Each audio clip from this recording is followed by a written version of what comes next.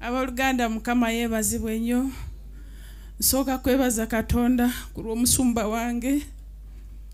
Tumaze emyaka mingi naye kasooka tutandika house of prayer nali sigendangako mukyalo okulirayo vision night.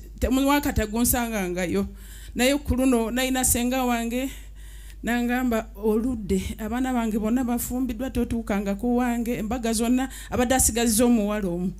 Nga okwanjula kwa 29 December embaga ya 30th. Nga sirina bwe nkoma weno. Nengamba kangende wasenga ku muwala wasembayo.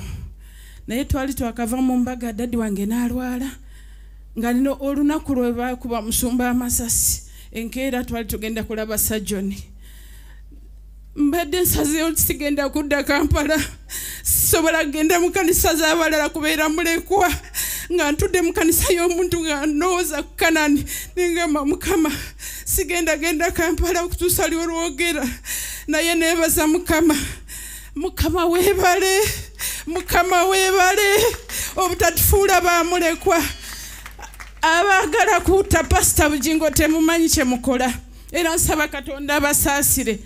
Kubanga amaziga ge Pastor Bujjingo alina family nene temulaba eno gye mutulabako wano Canan. N'abo basuza mu maka ge. Pastor Bujjingo alina family nene naye kennyini tagimanyi. Kubanga eyo gyenva nasaawa zino abantu bali mu kyaki bali ku TV zaabwe amakanisa baagaleko amage baali basabira ku sold. Pastor Bujjingo tabamanyi na kubamanya. Naye abantu baakoga, abantu balwala ku lwa Pastor Bujjingo ate nga mulamu. Naye twebaza Mukama, munze Mukama yampa olunyiriri. Waliwo accident yakubaako nga tuli ku Bativale abasinga tebagimanya. Naye nze omwoyo mutukuvu yandaga ku makya saa 12 nga waliwo ekikutuuseeko. Nakubira adimini ne mugamba Pastor Bujjingo alina ekimutuuseeko naye Katonda ampadde olunyiriri mu Psalms 91 verse 14. Tukubanga mmanyi erinnya lye era amutaddeko okwagala kwe kyaliva muwonya.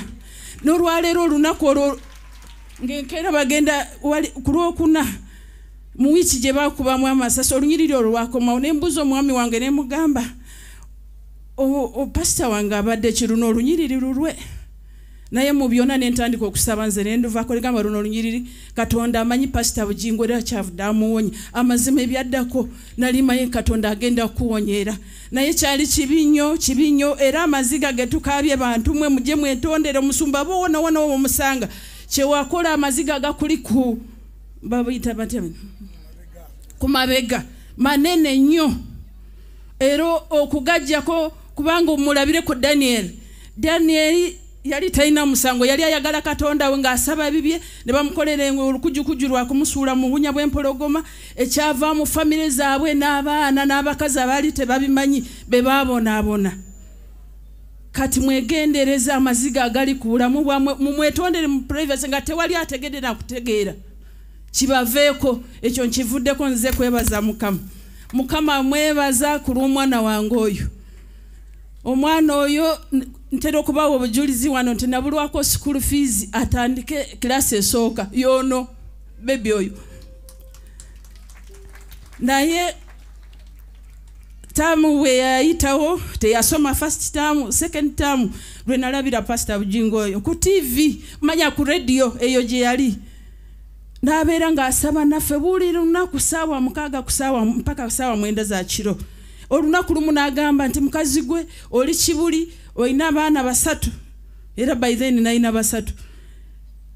Naye ekyasooka ekyendeerwali wali omukyala yakuba essimu yali weekireka n'agamba Pastor nsabira nina embeera gye mpitamu omwami wange akomawo kiro ssaawa 8 anywa omwenge tulina ebizibu bingi tupangisa. Omukazi yayogera bingi naye nga Mukama nze nali sirina na ssimu nagamba sirina ssimu naye ekizibu kyenina ebimu bifaanana n'ebyoyo omukazi Mukama bw'oba okola nange nkolera.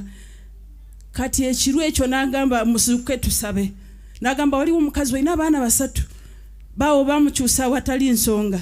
Naye jayo musirikale jayo enyota ze tusabe n'abaana abo bazuukuse. Nazuukuse omulenzi asooka ono ye mwana wange ow'okubiri ne Esther kaali kabebi ka myezi 5 nekakwata ku bugeri n'agamba muve ku kitanda mudde wansi ssaawa 9 gwakiri okuzuukusa obwana obuto bw'emyaka ow'omusanvu ow'ena ne bebi ow'emyezi 5 ne mbazuukusa. N'asaba n'agamba Mukama agenda kukyusiza obulamu mukazi gw'oli kibuli tondabangako sikulabangako era enkeera ne genda mu banka Katonda akutereddeyo emitwalo 10 bw'ogijjayo oyagala nnyo Katonda ajjayo oguleko Bayibuli osasule n'obubanja bw'olina toliddamu kulya mmere ya bbanja abaana bo bagenda kusoma mpaka Makerere ne baawo bagenda kumukyusa mu nnaku 3 bye bigambo Pastor Bujjingo bye yayogera ne mbitwala lwali lunaku lwakuna ekiro nga bukya ku Lwokutaano nakeera mu banka ku Cairo Bank nasangako emitwalo 10 nenjijjayo nengulako Bayibuli ku dduuka gye nsula ekibuli nalina obubanja bwa mmere bwa mitwalo 2 nembusasula kuva n'olwo ku Lwokusande nagamba kangendeko mu ndeeba ndaba omusajja ayogedde ebigambo bwe bityo sente naziina emitwalo gyange 10 ng'asasuddeko ebbanja nina ne balance nagulako Bayibuli zo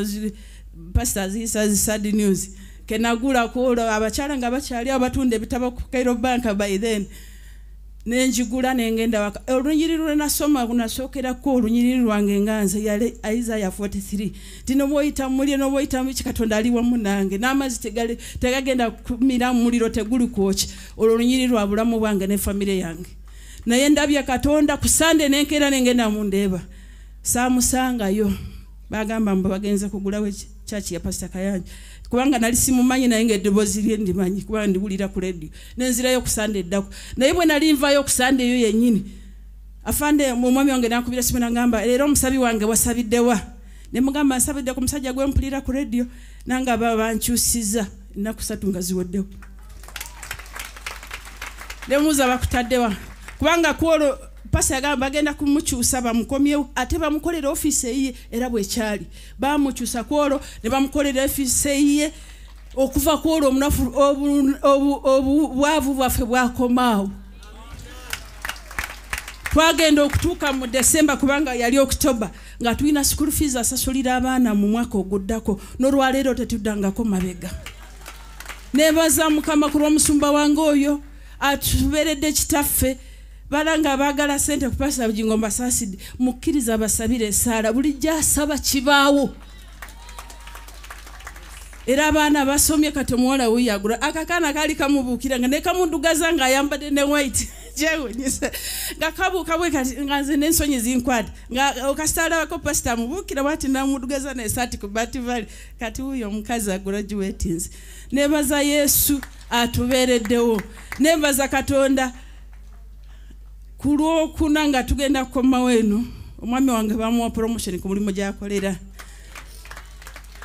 kulwokusatu najja wano mu lukungana lw'abakyala nalina katuuka wali nankubira essimu nagamba ate bamwongeddeko n'amayinja amalala kwegamba ebyamagero mu mwezi guno bibiwatukanga mberenge era gwali wano Nesaala gyakusabidde nti abaana wali obatwalira mu taxi kituufu ffenna twabatwalira oyo nali muteekana ku boda boda nga katono naye nga kazitowo nabya bodo nga bakeganya okasitula naye kati nine yange n'omwami ayina ne mayina ono agenda kwevuga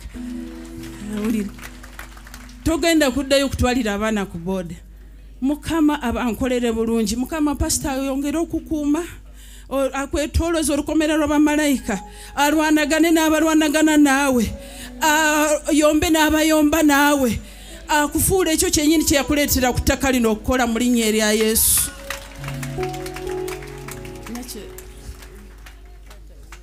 Testify in one word. Abooluganda Yesu yeebazibwe. Neebaza Mukama olw'obuwanguzi buno bwe yantuusizzaako.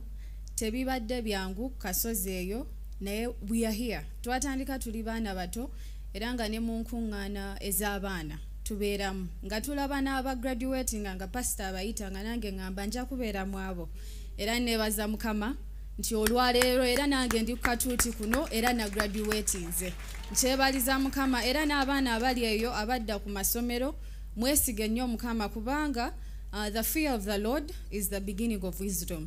So ffenna we twesiga Mukama tetugendera ku bigambo by'abaana kuba mu masomero eyo eriyo ebintu bingi naye twesige Mukama era tukulire ku ogwo omusingi tujja kuwangula. Mukama abampeera omukisa. Congratulations. Katocha asobola kuwumbuukira.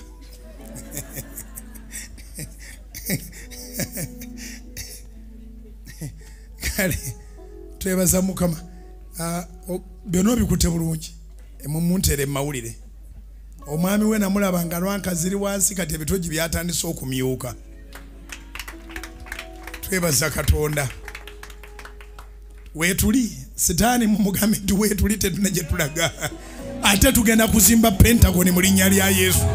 Zikubire waggulu mu linnya lya Yesu.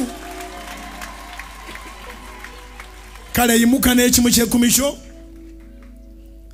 Buli alina ekimu ky'ekkumi tokiwaayo ng'otudde. Yimuka okiwanike waggulu. Setaani yeetuge. Buli alina ekimu ky'ekkumi tokiwaayo ng'otudde. Yimuka okiwanike mu maaso ga Mukama. Saba essaala. Saba essaala ng'okiwanise. Nsaba Katonda agaziye ensalo zammwe. Nsaba Katonda aggulewo enzigi n'ezo ezibadde zaagaana. Nsaba Katonda aggulewo n'eziwankaaki. Nsaba Katonda asumule ebiwato by'Abakabaka abagiremu ebintu abibakwase. Ensawo z'abanene bazisumule babakwase ebintu. Basabira Mukama ogaziye ensalo zammwe okutuukiriza omukisa gwonna gwe yasuubiza ku tithe mu linnya lya Mukama waffe Yesu.